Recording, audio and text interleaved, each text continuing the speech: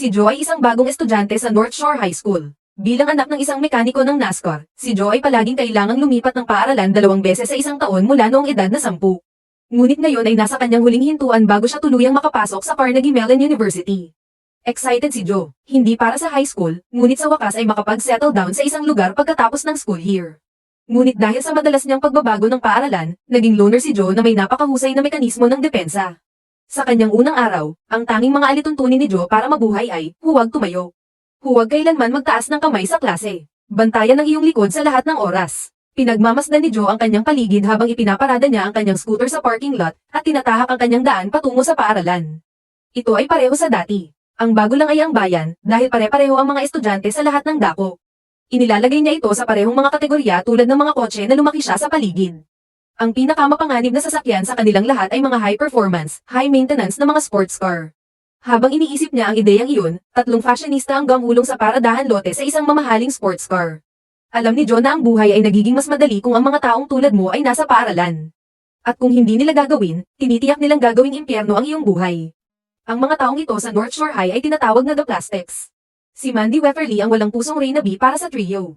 Ang kanyang mga alipores ay si Chastity Meyer, na itinapon ng sarili sa bawat lalaki na makukuha niya, at si Hope Plotkin, isang uber-hypochondriac at germaphobe. Naniniwala siya na ang mga mikrobyo ay humahantong sa kapangitan at ang kapangitan ay humahantong sa kamatayan. No girl drama ang number 1 rule ni Joe para sa survival this year. Walang drama, gusto niyang panatilihing libre at maangin ang kanyang drama sa senior year. Habang naglalakad sa pasilyo, pinapanood ni Joe ang isang batang babae na natitisod at ibinaba ang kanyang notebook sa basurahan. May kung anong damaloy dito at inilabas ito ng babae, nag-aalala na nasira niya ang kanyang mga sketch. Pagkatapos, aksidenteng natapon ng isang lalaki ang kanyang milkshake sa kawawang babae. Nakikiramay si Joe sa kanya. Tinanong siya ng batang babae kung gaano siya kasama mukhang ngayon. Iniisip ni Joe na hindi siya maaaring magmukhang mas masama, ngunit hindi iyon ang sinasabi niya. Sinisigurado niya sa dalaga na maganda siya. Ipinakilala ng dalaga ang kanyang sarili bilang si Abby, at ipinaalam kay Joe na siya ay nasa welcoming committee, at na gusto niyang ipakita sa kanya sa paligid. Then suddenly, Abby ducked and hides near the trash can para hindi siya makita ng The Plastics sa ganoong paraan. Nakaramdam ng ilang pangunahing drama, sinabi ni Joe kay Abby na mahahanap niya ang front office ng mag-isa. Pagkatapos ay umalis ang dalaga. Sa opisina ng punong guro, inaanyayahan ni Mr. Duval si Joe sa paaralan. Inalok niya itong kumuha ng drama class, ngunit mas gusto ng babae ang shop class sa halip. Nang pumasok si Joe sa klase ng advanced na tindahan, nakita niya ang nagpapahinga lang ang guro sa kanyang upuan. Kapag nakita niya ito, inutusan niya itong pumunta sa klase ng home economics. Sexist man ito, ipinaalam ni Joe sa guro na nandoon siya para sa kanyang klase. Ang hindi masyadong kinikilig ang guro tungkol dyan. Si Joe ay itinalaga na maging kasosyo ng isang lalaki na nagngangalang Tyler. Umupo si Joe sa tabi ni Tyler. Sinabihan sila ng guro na magsimula sa kanilang mga birdhouse. Tinanong ni Joe si Tyler kung bakit ang sanggit ng teacher. Ito ay dahil ang kanyang koponan sa sports ay natalo sa huling laro. Tiningnan ni Joe nang malapitan si Tyler, hindi niya maiwasang hanapin siya ng napakapanaginipan. Siya ay natulala hanggang sa ibukan ng lalaki ang kanyang bibig, at ibigay sa kanya ang pinakamadaling gawain na gawin sa proyekto, palamutihan ang birdhouse. Sapat na iyon para masira ang bula ni Joe. Sinasabi niya sa kanya na gagawin niya sa halip ay ukit ang dovetail joint. Napahanga iyon kay Tyler ngunit hindi kay Joe. Sa oras ng tanghalian, pumasok si Joe sa cafeteria at pinalaki ang lugar, at nakilala ang mga pangkat. Habang naglalakad ang The Plastics patungo sa kanilang mesa, dinaanan sila ni Queen at pinuri ang chihuahua ni Mandy, si Coco Chanel, na nakaupo sa kanyang pataka. Queen acts like a fangirl of Mandy and The Plastics. Sinabi ni Chastity kay Mandy na napakasamang hindi niya nakuha ang bagong Prada bag na may palawit. Katapat sana nito ang kayumangging balahibo ni Coco Chanel. Mandy ay nagsasabi sa kanya na palawit ay kaya out, nasa waitlist siya para sa bagong Prada satchel. Sinabi sa kanya ni Chastity na siya ay nasa waitlist para sa fringe bag mula pa noon, ngunit bago pa siya makapagsalita ng higit pa, pinutol siya ni Hope. At matamis na kinakausap si Mandy, kaya hindi nagalit ang dalaga sa mga sinasabi ni Chastity. Itinaboy ni Mandy ang mga freshmen na nakaupo sa isang mesa at pumalit sa kanila. Sa susunod na mesa, nandyan ang boyfriend ni Tyler at Mandy na si Nick. Noon pa man ay may malaking crush si Chastity kay Tyler ngunit hindi niya nagawang magustuhan ito pabalik. Tinitigan niya ito ng puno ng pagnanasa, at hiniling ni Hope na huminto sa paglalaway. Hindi gusto ni Mandy ang ideya ng Chastity at Tyler na magkasama, kaya kailangan ng babae na huminto. Si Chastity na pipi bilang isang bato ay walang ideya kung ano ang sinasabi ni Hope. Si Nick ay dumighay ng malakas at si Mandy ay umuungol. Sa tingin niya ay napakakulit nito, ngunit nililigawan lang niya ito dahil nakakakuha ito ng full scholarship sa UCLA. Sa sandaling pumunta siya doon, palagi niyang binibisita ang Los Angeles at nabubuhay ang kanyang mga pantasya. Naglalakad si Joe sa cafeteria nang sinubukan siyang habulin ng isang lalaki. Pinaihit ni Joe ang kanyang braso. Ipinagtatanggol ang sarili ng madali. Nalaman ni Chastity na napakakol. At ganoon din si Nick. Tinawag pa niya itong ang mainit na sisiw sa harap ni Mandy at naiinis lang iyon sa kanya. Umupo si Mandy, paglalagay ng kanyang aso sa sahig. Nagtataka siya kung sino ang bagong babae. Sinabi ni Hope kay Mandy ang tungkol kay Joe. Nasa bio class siya. May mga chismis na kung saan siya galing. Siguro isang exchange student mula sa Russia. Taimtim na iniisip ni Chastity kung ano kaya ang ipinagpalit nila kay Joe. Pumunta si Coco Chanel kay Abby. Hiniling ng batang babae na umalis ang aso ngunit ayaw niya. Siya ang nagpapakain kanya ng isang piraso ng kanyang tanghalian. Bumalik ang aso kay Mandy at tumalon sa kanyang pataka. Nang ilagay ni Mandy ang kanyang kamay sa kanyang pataka, hinawakan niya ang puke. Nasuka lang ang aso niya doon. Sumisigaw, tumayo siya. Hinihiling niya kung sino ang nagpakain kay Coco Chanel at lahat ay tumuturo kay Abby. Dahil sa takot, sumugod si Abby kay Mandy at humingi ng tawad. Inalok pa niya kay Mandy ang kanyang Prada fringe bag na binili ng kanyang ama para sa kanya noong isang buwan. Nasa waitlist pa rin si Mandy para sa bag na iyon. Ang batang babae ay sumisigaw at tinawag ang bag noong nakaraang panahon. Itinaboy niya ang dalaga. Aalis na si Abby nang ilagay ni Chastity ang kanyang bag sa daan ng dalaga. Nadulas at nadapa si Abby. Nagtawanan ng lahat habang pinagmamasdan ni Joe ang display na ito mula sa malayo. Binalaan ni Mandy si Abby na layuan siya at bumagyo. Pagtatapon ng kanyang bag at aso sa basurahan. Iniligtas ni Queen ang kawawang aso para kay Mandy. Pag-uwi ni Joe, sinabi niya sa tatay niya ang nakita niya sa cafeteria. Tinatanong niya kung siya dumating pa ang application ng Carnegie Mellon. Sinabihan ng lalaki si Joe na mag-apply sa mga paaralang mas malapit sa bahay. Siya sinusubukan siyang akitin na gawin iyon ngunit nang hindi nakinig si Joe, nagtataka siya kung bakit niya ito pinapagawa sa kanya. Sinabi niya sa kanya na si Carnegie Mellon ay wala kahit isang magandang mascot. At si Joe ay kwalipikado para sa in-state tuition dito. Nalaman ni Joe na ginamit ng kanyang ama ang kanyang pondo sa matrikula dahil sa ilang pinansyal na stress sa kanya. Humihingi siya ng tawad ngunit wala siyang pagpipilian. Naluluha si Joe dahil kay Carnegie si Mellon ang alma mater ng kanyang ina, at noon pa man ay gusto ni Joe na pumunta doon. Humingi ng paumanhin ang lalaki sa kanya dahil sa pagpapabeya sa kanya.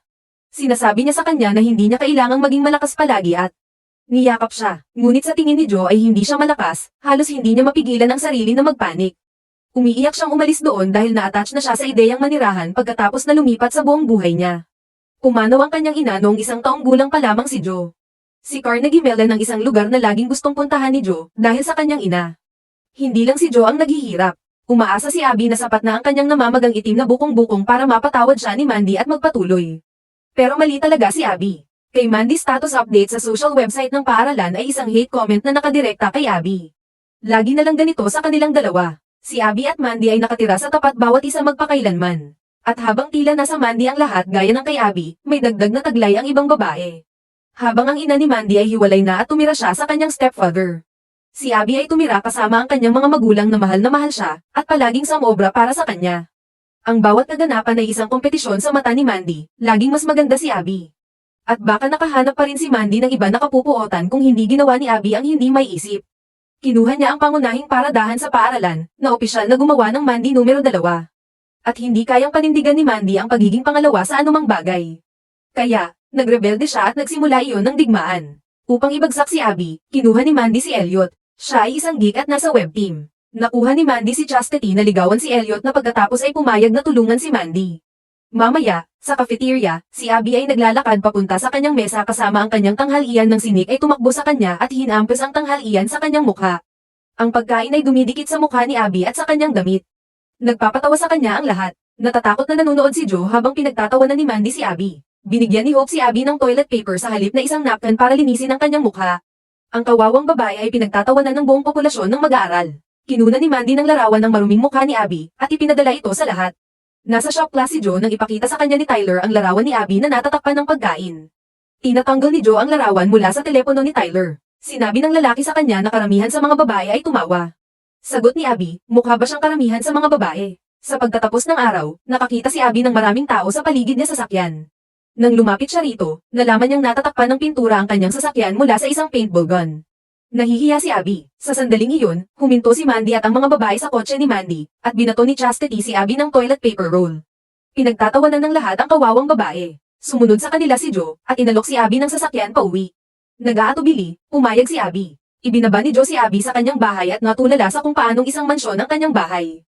Nagmamadaling pumasok si Abby ngunit nahulog ang kanyang artbook sa kanyang bag. Hindi niya ito pinansin at dumiretso sa kwarto niya. Nakita ng kanyang ina ang batang babae na nagmamadaling umakyat sa hagdan at nag-alala. Sinundan niya si Abby. Kinuha ni Joe ang artbook ni Abby at sumilip. Nakagawa si Abby ng ilang kahanga-hangang gawain dito. Joe, tumingin-tingin sa paligid ng napakalaking property, nang bumukas ang pinto at lumabas ang ama ni Abby. Binigay ni Joe ang libro ni Abby sa lalaki. Nag-aalala ang lalaki kung bakit wala ang sasakyan ni Abby doon. May aksidente ba? Tiniyak ni Joe na walang nangyari, at hindi nasaktan si Abby. May something lang sa school. Alam ng papa ni Abby tungkol sa problemang kinakaharap ni Abby sa paaralan. Sa pagiging awkward, dinala siya ni Joe para umalis. Nang pumasok ang lalaki sa loob, sinabi sa kanya ng kanyang asawa na si Abby ay hindi mapakali. Isang bagay na kakilakilabot nangyari sa school. Gusto ng kanyang ama na paginhawahin si Abby sa pamamagitan ng pagbili sa kanya ng isang bagay, ngunit sa tingin ng ina ni Abby ang kailangan ni Abby ay isang kaibigan. Iyon ay kapag ang ideya ay tumama ang lalaki. Dinala niya si Joe sa kanyang opisina at inalok siya ng deal. Gusto niyang maging kaibigan ni Abby si Joe, at handa niyang bayaran si Joe para dito.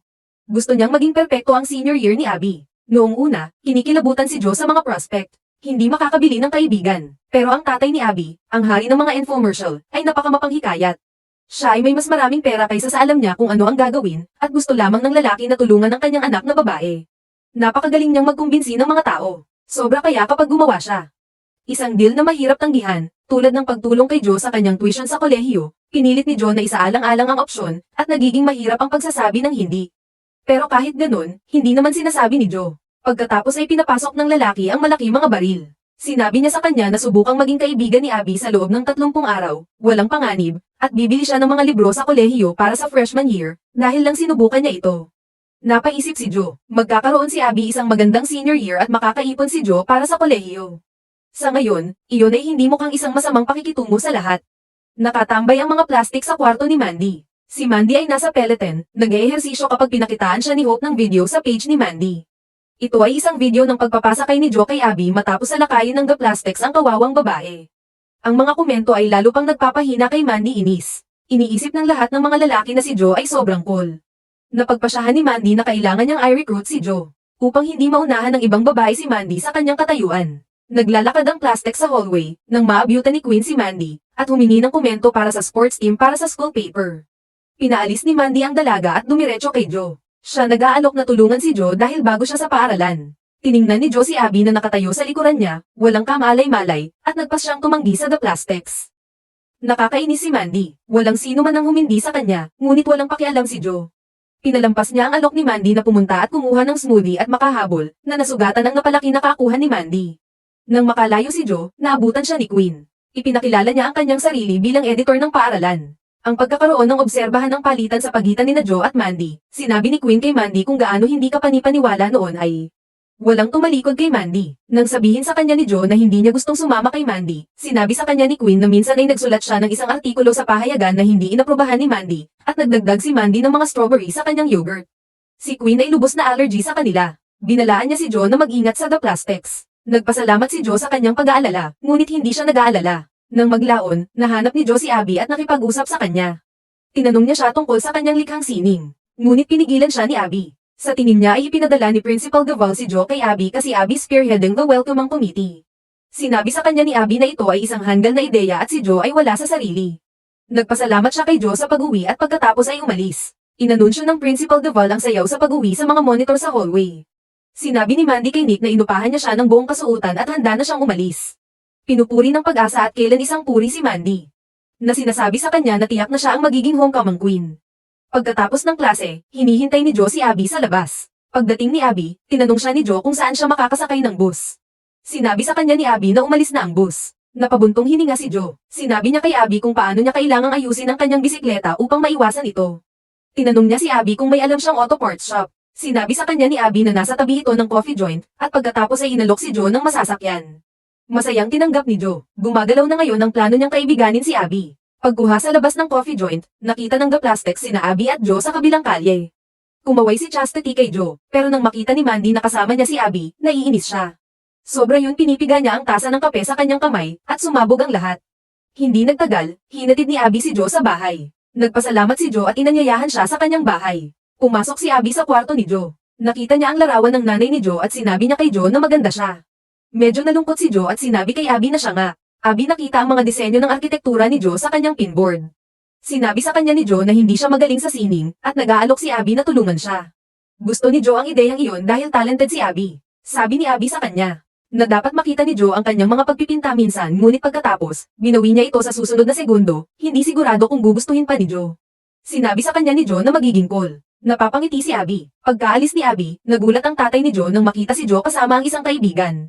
Habang nakatayo ang lalaki sa bakuran, kumaway siya sa kanyang kapitbahay. Ang matandang lalaki sa kabila gilid ng kalsada ay isang paranoid na tao. Sa tingin niya si Mr. Mitchell ay nagpapatakbo ng isang ilegal na chop shop sa kanyang garahe. Itinuro niya ang mga kamera sa kanyang bakuran na gagamitin niya laban sa ibang tao kung sakaling gumawa siya ng anumang bagay na labag sa batas. Walang magawa ang papa ni Joe kundi huwag pansinin ang lalaki. Sa likuran niya, pumapasok ang The Plastic sa garahe ni Joe. Naghahanap ng maituturo si Mandy kay Joe, sa wakas ay nakahanap siya ng isang lata ng pang-industriya na pandikit sa mga gamit ng tatay ni Joe. Kinabukasan pagdating ni Joe sa paaralan, ipinaronda niya ang kanyang scooter. Nakita niya si Abby na pumaronda sa tapat niya. Kumakaway si Joe kay Abby at sinubukang bumaba sa kanyang scooter ngunit hindi niya magawa. Napagtanto ni Joe na siya ay suplado. Nawalan ng balanse ang babae at nahulog kasama ang scooter. Pinagtatawanan ng lahat ng tao sa parking lot si Joe. Lumapit si Abby para iligtas si Joe ngunit nang hindi niya ito maalis sa scooter, hiniling siya ni Joe na tulungan siyang may angat ang scooter. Si Joe ay bumangon dala ang scooter, hindi na ito makababa dahil sa kanyang maong. Nagtataka siya kung sino ang gagawa ng isang bagay na ito bata ngunit henyo maliban sa isang grupo ng mga masamang babae. At pagkatapos, na parang sumasagot sa kanyang tanong, dumating ang The Plastics. Hiniling ni Joe kay Abby na makipagkita sa kanya sa banyo at magdala ng anumang ekstrang damit na maaaring mayroon siya. Then, without waiting, Joe riding her Vespa inside the school. Sina Nick at Queen ay nabigla. Sa pagiging cool ni Joe, sumakay siya sa scooter sa mga pasilyo at dumiretso sa banyo ng mga babae. Pagkatapos ay hinubad niya ang kanyang jeans. Sinisisi ni Abby ang sarili sa nangyari. Kung hindi lang siya kasama ni Joe ay hindi ito mangyayari. Sinabi ni Joe sa babae na hindi siya mabubuhay sa takot. Ibinigay ni Abby kay Joe ang kanyang art smock na isusuot at nagawa ni Joe na tanggalin ito. Paglabas ni Joe ng banyo, lahat ay nagkukumpulan sa labas, nagtatawanan. Sa monitor sa itaas, nagpe-play on a loop ang video ni Joe na nahulog sa kanyang Vespa. Hinanap ni Tyler si Joe at pinuri siya tingnan mo. Naiinis si Joe dahil hindi ito nakakatawa. Ngunit hindi nagbibiro si Tyler. Kinunan pa ni Elliot ng litrato si Joe sa mga damit na iyon. Kinabukasan, inanunsyo iyon ng principal na si Deval ay walang hindi autorisadong video ng mga mag-aaral sa monitor. Nang makarating si Joe sa paaralan, iniisip niya na nakalimutan na ng lahat ang tungkol sa kanyang maliit na wardrobe malfunction ngunit iyon ay kaya hindi ang kaso. Lahat ng tao sa mga pasilyo ay makikitang nakasuot ng ilang bersyon ng damit na may pintura. Abby find it also cool. Sinabi sa kanya ni Joe na si Abby ang nagsimula nito dahil ito ang kanyang smock. Nakita ni Chastity ang bagong estilo na cute ngunit hindi si Mandy. Naiinis lang siya. Hiniling niya kay Chastity na halikan ng student intern sa front office at kunin ang file ni Joe. Hinihiling si Hope na i-stalk si Joe. Kailangang malaman ni Mandy ang lahat tungkol kay Joe. Kinalaunan sa araw na iyon, ipinakita ni Abby kay Joe ang kanyang mga painting. Magkabanding silang dalawa sa pagtatrabaho. Masaya si Abby na tulungan si Joe. Hindi maiwasan ni Joe na purihin ang gawa ni Abby. Ito ay hindi kapanipaniwala. Masaya lang si Abby na magkaroon ng kaibigan. Pinag-uusapan nila ang kanilang mga pangarap at mithiin at sinabi ni Abby kay Joe kung paano niya gustong makapasok sa art school, ngunit gusto ng kanyang ama na kumuha siya ng pre-med. Habang nilalabag ni Joe ang lahat ng mga patakaran niya kay Abby, nagpa siya siyang mag-enjoy sa ilang iba pang mga bagay tulad ng kanyang malaking crush kay Tyler. Sa shop class, itinatalaga ng guro ang mga kasosyo ng isang bagong egg drop project kung saan kailangan nilang magdisenyo ng parachute type. Kagamitan na maaaring maprotektahan ng isang itlog mula sa pagbasag sa panahon ng isang patak. Kinausap ng guro si Joe at ipinaalam sa kanya kung gusto niyang mag-opt out at magdala na lang ng mga deviled na itlog sa klase, kaya niya. Hindi kayang harapin ni Joe ang kanyang kaseksihan. Sinabi niya sa kanya na ang kanyang alok ay nakatutok ngunit kung sino ang namumuna. Ang mag-aaral sa klase ay nakakakuha ng pagkakataong magsumite para sa Thompson Bird Architecture Scholarship at siya ay napaka-interesado.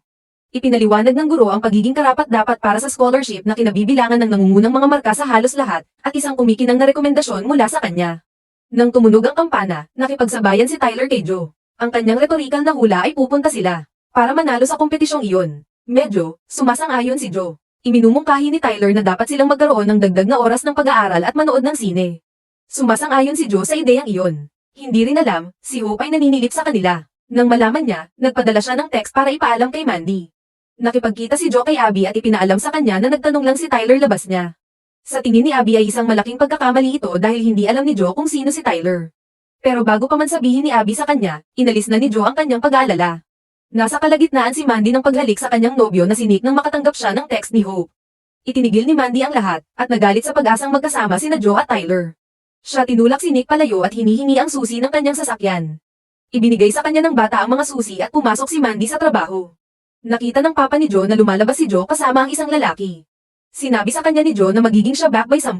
Pinupuri niya ang kotse ni Tyler nang makita niya ito. Sinabi sa kanya ni Tyler na ito ang kotse ni Nick. The guy insisted Tyler take it for his date with Joe. Humanga si Joe at gusto niyang magmaneho. Nag-drive ang dalawa at masaya silang magkasama sa amusement park. Kumakain sila ng caramel popcorn at nanalo pa ng purple teddy bear. Sa pagtatapos ng araw, nang bumalik sila sa kotse, sinabi ni Tyler kay Joe na humanga siya sa kakayahang mag-enjoy sa mga rides nang hindi sumisigaw. Nag-uusap sila at nagtataka si Tyler kung ilang lalaki ang na-date ni Joe sa buhay niya. Napakaraming paaralan ang kinailangan niyang baguhin kaya maaaring marami. Umiiwas si Joe sa pagsagot sa una. Ngunit pagkatapos ay sinabi sa kanya na hindi pa siya nagkaroon ng boyfriend kailanman. Kahit na siya ay lumalabag sa lahat ng kanyang mga patakaran sa taong ito.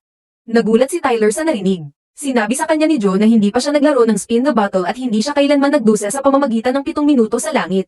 Tinanong siya ni Nick kung nakipaghalikan na ba siya. Yumuko si Joe para halikan siya. Ngunit pareho silang walang alam sa tape recorder sa loob ng sasakyan. Kinabukasan sa paaralan, tiniyak ni Joe kay Abby na naging perpekto ang kanyang kadate at walang nabahala si Abby. Biglang nagsimula ang isang slideshow sa mga monitor sa mga pasilyo. Ito ay isang pagpapakita ng mga larawan ni Joe kasama si Tyler habang nasa background. Ibinalita ng tagapagsalita kung paano nagkaroon ng unang date si Joe noong nakaraang gabi.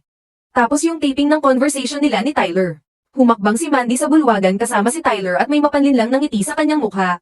Nakikinig ang lahat kay Joe na umamin na siya ay walang karanasan sa pakikipag-date.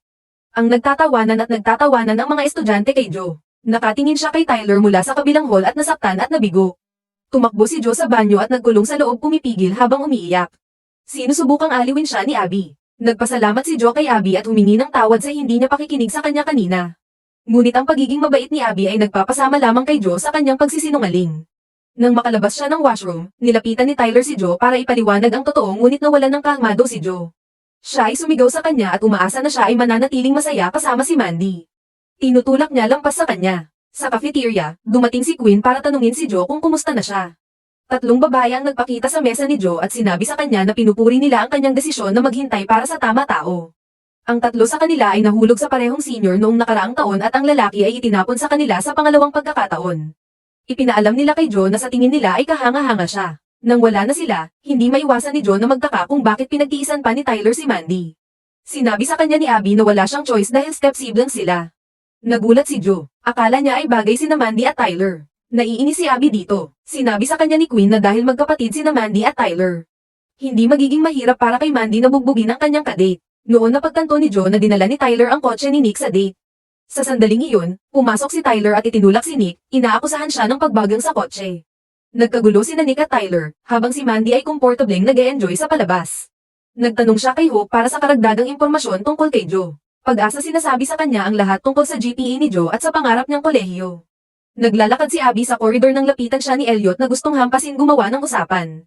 Hiniling sa kanya ni Abby na pabayaan siya. Humingi ng paumanhin si Elliot sa kanya dahil sa pagiging nababalot ng pagnanasa, at hinayaan siyang manipulahin siya ni Mandy para tulungan siyang magpakita. Ang mga video na iyon at gumawa ng mga anunsyo. Sinipa pa nga siya sa web team dahil sa pang-aabuso sa kapangyarihan. Mali pa rin ang tingin ni Abby sa ginawa niya pero at least nakakatawa yung short niya. Sa shop class, pinatawad ni Joe si Tyler. Inamin niya na naisip niya ang tungkol kina Tyler at Mandy sa isang maliit na incestuous na paraan ngunit sa kanyang pagtatanggol.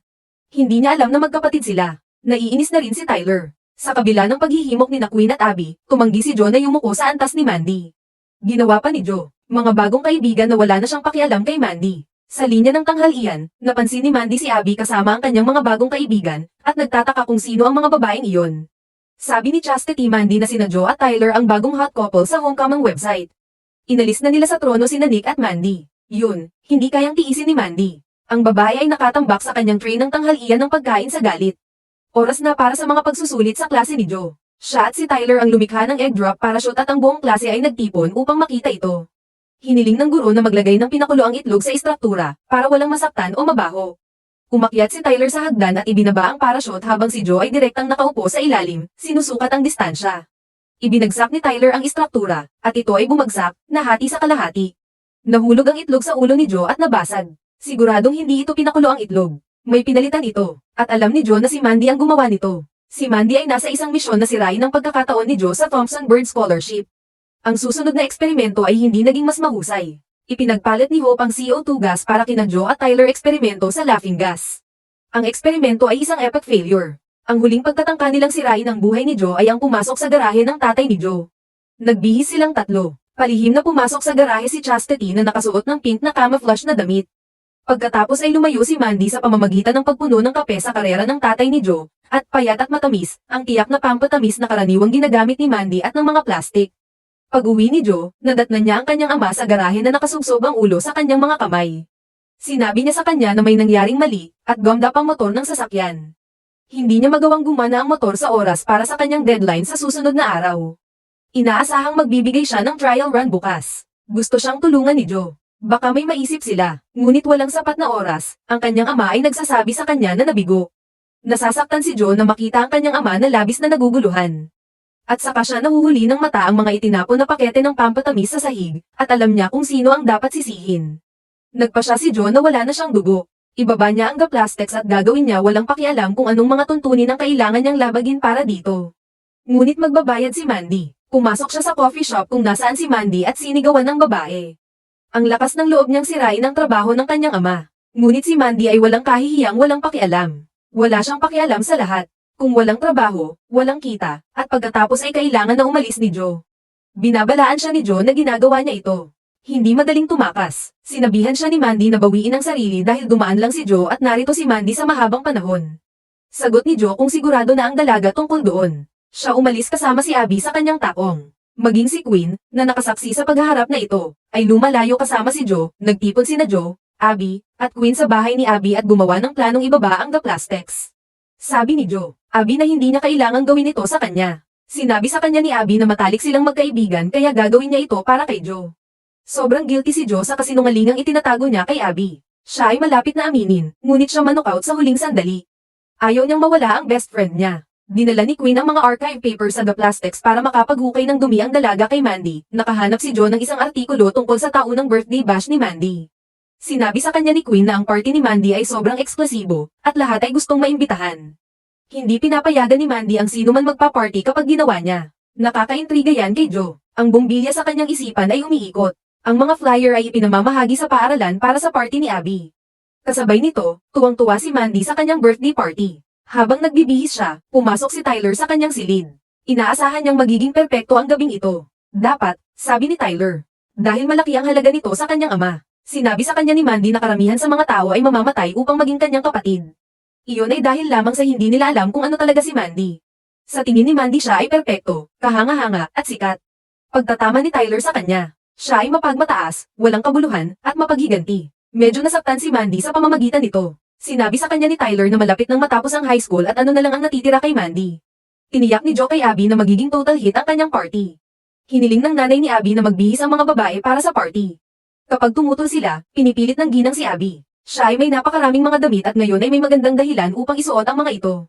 Dinala niya si Joe sa walk-in closet ni Abby at natigilan ang dalaga. Binigyan niya si Abby ng green na damit na isusuot at masayang tinanggap ni Abby. Sinubukan ni Queen na pumasok sa party ni Mandy ngunit dahil wala siyang imbitasyon, hindi pinayagan ng security. Kanya, sa loob, bumaba si Mandy sa hagdan, handang harapin ang kanyang mga bisita ngunit natigilan siya nang makita niya. Na ang tanging tao doon ay sina Nick, Hope, at Chastity. Samantala, big hit ang party ni na Abby at Joe. Sinabi ni Queen sa kanila na narinig niyang may sushi ang party ni Mandy. Sinabi sa kanya ni Joe na malapit na ang pizza. Lumabas ng bahay ang mga plastik at tumingin sa kabilang kalsada kung saan ginaganap ang party. Hindi makapaniwala si Mandy na nangyari ito. Habang nakatayo siya doon, nagpakita ang tagahatid ng pizza. Habang dinadala niya ang mga kahon patungo sa bahay ni Abby, may naisip si Mandy. Humihingi siya ng ipakap kay Hope. Sa party, sinabi ni Joe kay Abby na si Elliot buong gabing nakatitig sa kanya. Pinagmamasdan ni Abby si Elliot mula sa malayo habang tuwang-tuwa siyang sumasayaw. Si Joe ang nagbabayad sa nagde-deliver ng pizza. Kakain na ng slice si Abby nang may naamoy na funky si Joe. Iniisip niya kung mali ba ang order ng pizza guy at pumunta siya para tingnan siya nang makita niyang nagbabayad ng pera si Hope sa lalaki. Joe agad alam ang isang bagay na malansa. Pinigilan niya si Abby sa pagkain ng pizza at inalis ito. Ipinaalam ni Hope sa The Plastics ang tagumpay ng kanyang misyon. Pagkatapos, pumunta ang tatlo sa party na may isang walang alam na Nick upang makita ang lahat ng ito malutas. Pagdating nila doon, parang walang sira. Wala ring kumakain ng pizza. Nakita ni Mandy sina Joe at Tyler. Hindi maintindihan ng kailan isang puri ang nakikita pa ni Tyler kay Joe. Binalaan siya ni Mandy na lumayo, ang kanyang kapatid ay nasa limitasyon. Si Nick ay naghahanap ng pagkain, ngunit wala siyang makita. Tapos na ang lahat, dinadala siya ni Joe hiwa ng nasirang pizza. Siya pagkatapos ay pumunta sa Mandy at Erks ang babae. Sinabihan niya si Mandy dahil hindi siya imbitado sa party at nagpakita pa siya. Sinabi sa kanya ni Mandy na si Joe ay hindi kasing talino ng iniisip niya. Ginagamit lang niya si Tyler para balikan siya at sisiguraduhin ni Mandy na alam ito ni Tyler. Sinabi sa kanya ni Joe na ang kanyang buhay pag-ibig ay walang kinalaman kay Mandy. Siya ay nag-joke kay Mandy sa pamamagitan ng panunuya sa kanya tungkol sa hindi pagiging malapit ni Nick sa kanyang kaarawan. Nagpa siya si Mandy na ipakita kay Joe ang uri ng buhay pag-ibig na mayroon siya. Bumagyo siya, hanggang kay Nick at sinimulang halikan siya. Ngunit sa loob ng ilang segundo, magkakabisa ang gamot sa pizza at sumuka si Nick sa buong Mandy. Sigaw ni Mandy habang nagtawanan ng lahat kanya. Nagmamadali siyang lumabas ng party. Abby at Joe ay hindi maaaring magkaroon ng isang mas mahusay na gabi kaysa doon. Sa paglipas ng mga araw, nagtakda sina Joe, Abby, at Queen na buwagin ang The Plastics. Nagsisimula sila tinatawag ang kanilang sarili na anti-plastics. Inaapi nila ang sinumang nang-aapi sa ibang mga inosenteng estudyante. Bawat lalaki ay natulala sa kanila. Ngunit habang doble ang puwersa ni Joe, gayon din ang kay Mandy. Pareho silang nagre-recruit ng followers kaliwat kanan. Nagsimula ang plano ni Joe sa pagnanais na paghiwalayin ng mga founding member. Nagsisimula sila sa chastity. Nagpadala si Joe ng anonymous na tip sa Principal Duval of Chastity's secret makeout spot. Punong guro Duval. Hinuhuli si Chastity kasama ang isang grupo ng iba't ibang lalaki sa lahat ng iba't ibang lugar na ito. Dinala siya sa opisina ng punong guro at ikinulong. Pagkatapos ay nagpatuloy siya sa video upang gumawa ng isang anunsyo na nakapagpapatibay. Lahat ay mag-donate para sa charity sa homecoming dance, ngunit hanggang noon ay nakakaakit pa si Chastity ng isa pang lalaki, at kailangang i-cut ng principal ang kanyang anunsyo para harapin ang mga suwail na teenager. Si Chastity ay pumasok sa coffee shop kung saan humihigop ng kape si Mandy at sinigawan siya dahil sa pagtataksil sa kanya. Si Mandy lang ang nakakaalam tungkol sa mga makeout spot ni Chastity. Sobrang sama ng loob ni Chastity dahil sino ngayon ang gagawa ng kanyang takdang aralin at sasabihin sa kanya na siya ay espesyal. Para takutin si Hope, nagpaalam si Joe sa no bodily fluids rule ni Mandy. Bilang Hope, ang hypochondriac, naglalakad sa koridor, lahat ay nagsimulang bumahin sa kanya. Sa takot na makontrata siya ng E. coli, nag-book si Hope ng emergency healing massage at seaweed facial. Ngunit hindi niya alam na ang kanyang seaweed mask ay nilikha lalo na ng anti-plastics. Dahil sa isang kapos-palad na paghahalo, sa spa, nauwi si Hope na kahawig ng Wicked Witch ng kanluran. Ang kanyang mukha ay nagiging berde, at hindi ito nahuhugasan kahit na matapos ang isang buong katapusan ng linggo. Sumakay siya sa kanyang bisikleta papuntang paaralan at nagalit kay Mandy dahil sa hindi niya pagsundo sa kanya. Sinabi sa kanya ni Mandy na hindi siya sasakay sa isang dambuhala. Masakit ang komento niya kay Hope. Si Abby at Joe ay nakatayo sa gilid na sinasaksihan ang palitan na ito. Natatawa si Joe habang tinatanong ni Abby kung bakit hindi pa rin nahuhugasan ang kulay ng mukha ni Hope. Sinabi sa kanya ni Joe na nagdagdag siya ng pangmatagalang tinta ng henna. Iniisip ni Abby na medyo marami yun, ngunit sinabi sa kanya ni Joe na karapat-dapat ito ni Hope. May mga banner at poster sa paligid ng paaralan na may mukha ni Joe na humihiling sa mga estudyante na iboto siya para sa homecoming queen.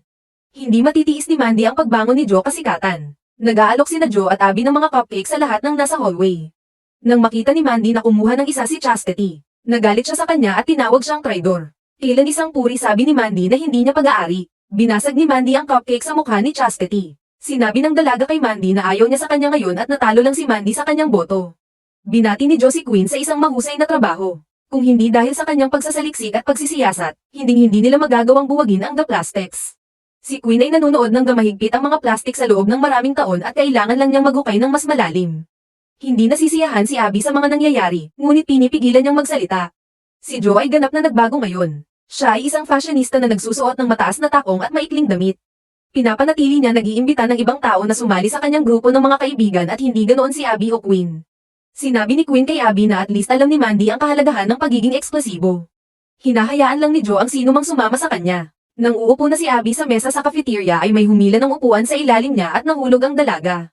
Hindi man lang ito napansin ni Joe kahit nasa iisang mesa. Nang maglaon, nang makauwi si Joe, hiniling sa kanya ng kanyang ama na ibigay sa kanya ang kotse. Ngunit sinabi sa kanya ni Joe na kailangan niyang mamili kasama si Queen at pagkatapos ay manood ng sine kasama Tyler. Mayroon pa siyang mga campaign button na dapat gawin. Masyadong abala ang dalaga para sa kanya. Kinabukasan sa paaralan, habang si Joe ay naglalakad sa koridor na hawak ang kamay ni Tyler. Kumaway ang lahat sa kanya. Parang kilala siya ng lahat at biglang sumikat si Joe. Nagulat si Tyler upang makita ang pagbabagong iyon. Umiinom siya ng soda nang magtaka siya ng malakas kung gaano karaming asukal ang nasa inuming iyon. Medyo nabigla si Tyler nang marinig niya iyon. Ito ang batang babae na kumain ng 2 funnel cake, isang hotdog, at isang bag ng kettle corn sa kanilang unang petsa. At hindi siya nagsuot ng nakatutuwang studded boots. Nakita ni Joe si Chastity na nakatingin kay Tyler kaya napasandal siya halikan ang lalaki. Napansin ni Tyler ang kilos ni Joe at napaatras ito. Hindi niya hahayaang gamitin siya nito para pagselusin si Chastity. Sinabi sa kanya ni Tyler na nagsisimula na siyang maging katulad ni Mandy. Nang uupo na si Abby sa mesa sa cafeteria ay may humila ng upuan sa ilalim niya at nahulog ang dalaga. Hindi man lang ito napansin ni Joe kahit nasa iisang mesa, nang maglaon, nang makauwi si Joe, hiniling sa kanya ng kanyang ama na ibigay sa kanya ang kotse. Ngunit sinabi sa kanya ni Joe na kailangan niyang mamili kasama si Queen at pagkatapos ay manood ng sine kasama Tyler. Mayroon pa siyang mga campaign button na dapat gawin. Masyadong abala ang dalaga para sa kanya. Kinabukasan sa paaralan, habang si Joe ay naglalakad sa koridor na hawak ang kamay ni Tyler. Kumaway ang lahat sa kanya. Parang kilala siya ng lahat at biglang sumikat si Joe. Nagulat si Tyler upang makita ang pagbabagong iyon. Umiinom siya ng soda nang magtaka siya ng malakas kung gaano karaming asukal ang nasa inuming iyon. Medyo nabigla si Tyler nang marinig niya iyon. Ito ang batang babae na kumain ng 2 funnel cake, isang hotdog, at isang bag ng kettle corn sa kanilang unang petsa. At hindi siya nagsuot ng nakatutuwang studded boots. Nakita ni Joe si Chastity na nakatingin kay Tyler kaya napasandal siya halikan ang lalaki. Napansin ni Tyler ang kilos ni Joe at napaatras ito. Hindi niya hahayaang gamitin siya nito para pagselusin si Chastity. Sinabi sa kanya ni Tyler na nagsisimula na siyang maging katulad ni Mandy. Kung gusto niyang ay forfeit ang karera dahil sa tingin niya ay hindi siya karapat-dapat na manalo dito. Nagmamaneho si Joe hanggang sa bahay ni Abby at nakita ang kanyang ama sa labas. Nagjo-jogging si Mandy ang lugar nang makita niya si Joe at nagpas siyang makinig sa kanyang pag-uusap. Ibinalik ni Joe ang pera na ibinigay niya sa kanya. Sinabi sa kanya ng tatay ni Abby na para kay Joe ang pera, at dapat niyang itago ito. Ang pagkuha sa kanya para maging kaibigan ni Abby ang pinakamagandang pera na nagastos niya. Narinig ito ni Mandy at nalaglag ang kanyang panga. Sinabi ni Joe sa lalaki na hindi niya matatanggap kanyang pera. Ngunit kahit na siya ay umalis, sinabi sa kanya ng lalaki na ibabalik niya ang pera sa kanya. Kinabukasan, nang pumasok si Joe sa paaralan, lahat ay nakatingin sa kanya iba. Para bang pinagtaksilan niya silang lahat. Lumapit sa kanya si Abby na umiiyak. Sumisigaw, iwinagayway niya ang papel sa paaralan sa mukha ni Joe at tinanong kung binayaran ng kanyang ama si Joe para maging kaibigan Abby. Gulat na gulat si Joe sa pagharap ng ganoon, pero nasaktan din dahil ayaw niyang masaktan si Abby. Sinabi sa kanya ni Abby na sa wakas ay nakuha na ni Queen ang kanyang malaking kwento, at sinipi niya si Mandy bilang saksi. Lumilitaw doon si Queen. Hinihingi ni Joe kung bakit nilimbag ito ni Queen sa papel. Sasabihin pa rin ni Joe kay Abby ang totoo. Sinabi ni Queen kay Joe na harapin ang katotohanan. Ang mga plastik ay ang mga orihinal na hindi kailangang magbayad ng sinuman para maging kaibigan nila. Sinisigawan ni Joe si Queen dahil nabili lang niya ang kanyang mga kaibigan ng libre. Sumagot si Abby na eksakto ang paraan ng pagbebenta ni Joe sa kanya labas. Malaki ang tiwala niya kay Joe. Naluluha si Abby at ganoon din si Joe. Ngunit walang masabi si Joe sa ibang babae. Lumabas doon si Abby na nagnanais na hindi na lang niya nakilala si Joe. Si Joe ay tumingin sa paligid at nakita si Tyler na nakatingin sa kanya na may katulad na pagkabigo at nasaktan. Iniiwan ng lahat si Joe na mag-isa sa hallway. Umiiyak siya habang nakatingin sa news article. Ang Plastex at Queen ay nakaupo ng magkasama para sa isang kape at talakayan. Sinabi ni Queen kay Mandy na ibinoto niya siya para maging homecoming queen. Sinabi sa kanya ni Hope na tumatakbo pa rin si Joe para sa pamagat at huli na para baguhin ang mga boto ngayon. Iminumungkahi ni Queen na si Joe ay hindi magiging karapat-dapat para sa paligsahan kung siya ay mapatalsik sa anumang paraan at iyon ay nagbibigay kay Mandy ng malisyosong ideya. Niloloko niya si Nick para magnakaw ng charity fund para sa homecoming dance. Si Nick ay nasa ilalim ng impresyon na lahat ito ay bahagi ng isang senior prank. Nagtataka si Nick kung bakit hindi sila sa halip ay iniingatan ng pera at para lamang tumahimik siya, hinalikan siya ni Mandy.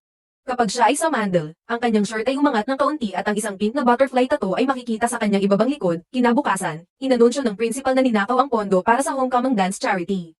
Sigurado siya na dahil sa kalokohan pagwawalang bahala sa ari-arian ng paaralan, iyon ay, isang dudol sa larawan ni Mr. Duval, ang pera ay ninakaw ng isang estudyante. Hanggang sa maibalik ang pera, ang sayaw. Ang buong paaralan ay umuungal at galit na hiyawan. Lahat maliban kay Mandy. Isinulat niya sa kanyang diary na ninakaw ni Joe Mitchell ang pera at dapat suriin ang kanyang bahay. Ipinatawag ni Mr. Duval si Joe sa kanyang opisina pagkatapos makatanggap ng hindi kilalang tip tungkol sa pagnanakaw niya ng pera. Itinanggi ni Joe ang akusasyon, hindi niya gagawin iyon. Ngunit ang mga pulis natagpuan ang pera sa shed sa bahay ni Joe. Laking gulat ng kanyang ama nang makita niya iyon. Iginiit ni Joe na hindi niya ito ninakaw at siya ay binabalangkas. Sinasabi niya sa kanya na ito ay Mandy na may gawa nito. Sumang-ayon ng lalaki na si Mandy ang inakay ng demonyo ngunit maliban na lang kung mapatunayan ito ni Joe, pinatalsik si Joe. Kailangang iulat ng punong guro ang bagay na ito kay Carnegie Mellon, at maaari nilang ipawalang bisa ang pag-amin ni Joe. Ang buhay ay hindi maaaring maging mas masahol pa kaysa dito. Si Joe ay bumagyo mula doon. Pinag-uusapan ng buong paaralan si Joe at ang The Plastics ay nagpapaputok lamang ng apoy. Joe bagyo hanggang kay Mandy at susuntukin na sana siya ngunit agad siyang pinigilan ng principal. Mayroong isang napaka-publikong paghaharap kung saan inakusahan ni Joe si Mandy ng pag-frame sa kanya. Siya ay may sakit ng mind games at backstabbing. Hinahamon niya si Mandy na ayusin ang kanilang alitan tulad ng mga lalaki sa halip na tulad ng karaniwang pagpaplano at pagpaplano ng babae tulad ng ginagawa nila sa buong panahon. Siya, Hinahamon si Mandy sa isang laro ng football. Itinanggi ito ni Mandy. Hindi siya gumagawa ng sports. Tinulak ni Joe si Mandy. Sinabi niya sa kanya na ang tanging paraan upang siya ay maging reyna ay bilang default at hindi dahil natalo niya ang sinuman. Sapat na dahilan iyon para tanggapin ni Mandy ang hamon ni Joe. Sinabihan siya ni Mandy na maging handa na matalo dahil isa lamang siyang pangkat isa. Doon napagtanto ni Joe na wala na siyang kaibigan. Habang tinitingnan niya ang masikip na pasilyo, ni isa ay walang nakakapansin sa kanyang mata. Kahit hindi si Abby, lahat ay na-dismiss. Habang papaalis si Abby, tinanong siya ni Tyler kung naniniwala siyang ninakaw ni Joe ang pera. Pero hindi masabi ni Abby. Wala na siyang alam tungkol kay Joe. Isang araw, pumunta si Tyler sa bahay ni Abby para magbigay ng sulat na napunta sa kanilang mailbox. Inabot niya ito sa papa ni Abby. Tinanong ng lalaki si Tyler kung boyfriend ba siya ni Joe. Ang kanyang dating kasintahan, Tyler, itinatama siya. Gusto lang ibalik ni Mr. Hanover kay Joe ang pera. Napagtanto ni Tyler na si Joe. Ibinalik ang pera, at natutuwa siyang malaman iyon. Ibig sabihin may pag-asa pa siya. Inaasahan ni Mr. Hanover na ibabalik pa rin ni Joe ang pera dahil paano may hindi umiibig sa kanyang anak. Ngunit ang isang deal ay isang pakikitungo at si Joe ay dapat magkaroon ng pera. Si Mandy ay nagbubulungan ng mga alituntunin kung ano ang isusuot at kung ano ang hindi dapat isuot sa mga batang babae habang sila ay umaakyat sa hagdan. Sa paaralan, pero hindi nakikinig si Queen sa kanya. Nadidistract siya. Nang umalis ang The Plastics, naabutan ni Queen si Abby na umaakyat at pinuntahan siya nito. Sinusubukan niyang kausapin si Abby, ngunit ayaw ng dalaga magkaroon nito. Maaaring nagsinungaling si Joe sa kanya, ngunit tinuruan niya si Abby na panindigan ang kanyang sarili at pinagtaksilan din siya ni Queen. Hiniling niya kay Queen na umalis. Sinabi sa kanya ni Queen na maaaring kamuhian siya ni Abby sa lahat ng gusto niya ngunit hindi niya akalain na ninakaw ni Joe ang perang iyon. Ginawa ni Mandy. Nagtataka si Abby kung paano nalaman ni Queen iyon. Sinabi sa kanya ng batang babae na ito ay dahil maaaring binigyan niya si Mandy ng ideya para dito. Sabi din ni Queen kay Abby kung gaano katagal si Joe sa pagpapadala ng mga aplikasyon sa kolehiyo para kay Abby at nagsama pa siya ng portfolio para sa dalaga. Taimtim na hinihiling ni Queen na makapasok si Abby sa art school. Si Joe ay gumagawa ng isang disenyo nang ang kanyang ama ay umupo sa tabi niya. Sinabi niya sa kanya na tinawag siya ni Mr. Hanover at nagpapadala siya ng mga bagong bahagi para sa makina. Masaya si Joe na makuha ng kanyang ama ang kanya. Gawaing tapos na sa oras ngayon. Tinanong niya ito kung narinig niya mula kay Abby, ngunit sinubukan ni Joe ang lahat. Ayaw ni Abby na may kinalaman sa kanya. Malamang galit siya kay Joe. Hindi sigurado si Joe kung bakit ginagawa ng kanyang ama. Huwag ka rin magalit sa kanya. Sinabi sa kanya ng lalaki na hindi siya ipinagmamalaki ng kanyang ginawa, ngunit alam niyang nagmamalasakit si Joe kay Abby. At tiyak na hindi siya magnanakaw. Nakahinga si Joe na at least may naniniwala sa kanya, at dumating na silang lahat. Ang kanyang mga kaibigan na naniniwala sa kanya ay nakatayo sa kanyang bakuran. Nandyan sina Tyler at Abby at 3 pang babae. Sinabi sa kanya ni Tyler na hindi pa nila pinapatawad si Joe, ngunit hindi nila maaaring hayaang kunin ni Joe ang pagkahulog para kay Mandy. Nagiging emosyonal si Joe. Alam niyang si Mandy ang nagtakda sa kanya at ngayon ay dumating ang kanyang mga kaibigan upang iligtas siya. Hindi niya iniisip karapat-dapat siya sa kanila. Naluluha siya. Niyakap ni Abby ang kaibigan at pinatawad. Sinabi ni Abby kay Joe na kailangan nilang maghanda para sa laro ngayon. Alam ni Tyler kung paano patunayan ang kay Joe. Inosente din. Tinuro niya ang mga kamera sa kabilang kalsada sa labas ng bahay ng matanda. Si Elliot, ang web geek, ay nagtatrabaho upang ihak ang security camera sa tapat ng kalye mula sa Joe's bahay. Elliot assures Abby and Joe that he can get the work done and find the footage of Mandy planting the evidence. Pero may gusto siyang kapalit. Alam ni Abby na hindi ito gagawin ng lalaki ng libre. Tinanong siya ni Joe kung ano ang gusto niya, at humiling si Elliot na makipag-date kay Abby at isama siya sa pagsasayaw. Sapat na kumpirmasyon sa kanya ang ngiti ni Abby. Binabati niya si Joe ng magandang kapalaran para sa kanyang laban-laban kay Mandy. Sinabi niya na mayroon silang maliit na pool na nangyayari at si Mandy ay nanalo. Nalaman ni Joe na si Mandy ay nakapag-recruit ng pinakamagaspang na babae. Sa pamamagitan ng pagbili ng mga ito gamit ang mga mamahaling bagay. Ang parehong mga koponan ay nagtatrabaho, nagpaplano at naghahanda upang manalo sa laban sa anumang paraan na posible. Sa araw ng laban, tuwang-tuwa ang mga magulang ni Abby. Pero hindi mapigilan ni Abby na makaramdam ng kaba. Nang umalis ang kanyang mga magulang sa locker room pagkatapos hilingin ang swerte ng koponan. Pumasok ang principal na si Deval. Nagtataka sila kung ano ang ginagawa ng lalaki sa paaralan kapag weekend. Sinabi niya sa kanila na sinubukan niyang pumikit dito, ngunit hindi niya magawa. Ipinaalam niya sa kanila na kay Mandy ang koponan ay nagsampa ng kaso laban sa kanila, dahil ang laro sa parke ay ginaganap sa bakuran ng paaralan, at dahil si Joe ay hindi na mag-aaral sa paaralan, hindi siya pinapayagan sa pag-aari ng paaralan. Nagulat si Joe. Pero handa si Abby. Alam niyang aasahan ni Mandy ang isang bagay na tulad nito sa pagtatapos ng araw, kaya naghanda si Abby. Ginawa niya ilang pananaliksik at nalaman na sila ay teknikal na wala sa bakuran ng paaralan sa panahon ng laban. Ngunit nakakuha na siya ng permit para kay Joe na makapaglaro sa laban. Kapag naayos na ang lahat, magsisimula na ang laban. Binibigkas ng coach ang mga patakaran at inihagis ang barya. Nanalo ang koponan ni Mandy sa toss at nagpas siyang tanggapin ang bola. Kapag oras na upang makipagkamay bago ang laban, tumalikod ang magkabilang koponan at umalis. Pamito na ang coach, at nagsimula na ang laro. Sa mahabang panahon, ang The Plastics ang nangunguna at ang koponan ni Joe ay natatalo ng husto. Si Elliot ay naghahak pa rin at sinusubukang makuha ang footage ng Mandy na nag-frame kay Joe. Nakipagsiksikan si Joe sa kanyang team at nagpa siya silang lumabas ng todo. Si Joe pep sa kanila at sinabi sa kanila, na isipin ang bawat masamang bagay na ginawa sa kanila ng The Plastics at gamitin ito laban sa kanila. Pagkatapos nito, nag-level up ang team ni Joe sa The Plastics at nakatabla sila. Nagsisiksikan ang mga plastic at sinabihan sila ni Mandy na maglaro ng madumi. Binago nito muli ang score at tinatalo ng Plastics ang koponan ni Joe sa pamamagitan ng paggamit ng kanilang mga kahinaan laban sa kanila. Tulad ng iniisip ng mga batang babae na hindi sila maaaring manalo sa laro, sinabi sa kanila ni Elliot na matagumpay siyang nahack sa system. Makalipas ang ilang segundo, tumunog ang telepono ng lahat. Nakita ng Principal Duval ang video ng isang batang babae na may tattoo na butterfly na hinahalikan si Nick at pagkatapos ay bumaba si Nick sa isang kotse at inilagay ang mga ninakaw na pondo ng kawang gawa sa loob ng bakuran ni Joe. Magkaharap sina Mandy at Joe. Kinuha ni Mandy ang bola mula sa kanyang mga kasamahan sa koponan at nagpas siyang kalunin si Joe ng mag-isa. Nang makita ni Nick ang video ng pag-ikot niya sa internet, sinusubukan niyang tumakas, pero nahuli siya ng security. Sinusubukan niyang sabihin sa kanila na ito ay ideya ni Mandy. Nang makita ito ni Mandy, tumakbo siya dala ang bola para maka-score ng touchdown. Ngunit naabutan siya ni Joe at tinakpan ng kanyang katawan. Bumagsak ang bola mula sa kamay ni Mandy at halos dumampi sa linya. Tumakbo si Abby papunta dito, kinuha ito, at naka-score ng touchdown. Nagpalakpakan ng lahat, ibinaba ni Joe si Mandy sa lupa, nang makuha ni Principal Duval. Doon, itinaas niya ng kaunti ang sando ni Mandy at itinugma ng lalaki ang tato sa video sa tato ni Mandy. Iginiit ni Mandy na hindi siya iyon, ngunit walang naniniwala sa kanya ngayon. Nakaposas siya at habang siya ay lumalaban sa buong panahon, si Mandy ay kinuha ng mga pulis. Humihingi ng paumanhin si Principal Duval kay Joe at i-on-expel siya. Nangako siyang ayusin ang mga bagay para sa kanyang kolehiyo. Sa homecoming dance, lahat ay masaya at nagsasaya. Dumating si Abby kasama si Elliot at nagkabalikan na sina Tyler at Joe. Ngayon ay handa na si Joe para makuha ang buong karanasan sa high school. Pamatong si Principal Duval sa entablado at hiniling sa lahat na huminto sa pagsasayaw.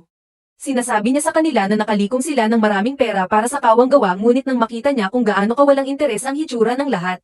Nakarating siya sa pangunahing anunsyo ng hari at reyna. Ang homecoming king ay Elliot Gould. Nagtataka si Joe kung walang hindi kayang rig si Elliot.